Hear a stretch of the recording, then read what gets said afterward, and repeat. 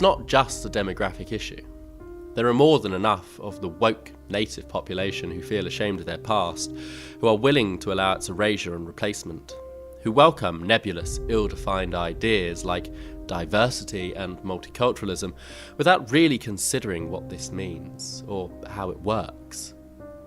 Professor David Coleman, a pioneer of the field of demography and an Oxford Don, had this to say. Race relations triumphs over justice in that regard.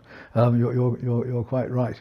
Some people have said that we might be the first population ever to diminish itself. I wouldn't say extinguish itself, not through being beaten in war or through internal collapse, but through embarrassment.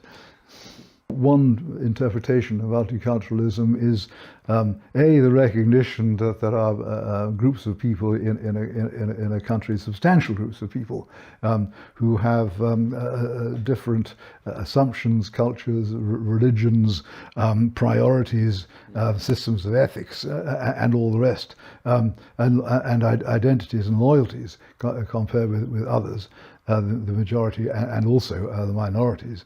A second step, as it were, in the meaning of multiculturalism is the notion that these differences must be preserved, not allowed to erode over time by a process of integration or even, to use the dreaded word, assimilation, whether encouraged by policy or just arising out of the passage of time. But they must be preserved and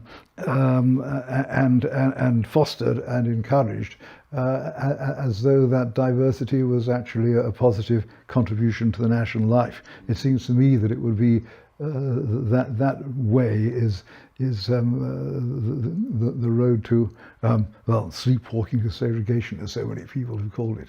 Very, very unhelpful. Not making the nation as a whole very happy, as recent opinion polls have started to suggest, very interestingly. So would you say that as the rate of immigration has increased, the expectation of the incomers to integrate with the existing population has decreased, and there's now more of an expectation on the existing population to integrate with the incomers? I've thought that for a long time. There's nothing new in that. Excuse me. There have been some statements, I think, by Cameron and before Cameron, from on high, that multiculturalism as a general policy is over, and that something more integrative needs to be introduced. But despite those speeches, certainly by Cameron, I think also by Blair in later years, nothing very much is done. There are moves to get people to speak English. There are policies and funds to promote speaking English. Nonetheless, not speaking English is still rewarded, or at least catered to, you might say, by the provision of all sorts of information in multiple languages, which Labour politicians some time ago, 20 or so years ago, suggested was a bad thing and should be gradually, with warning, brought to an end.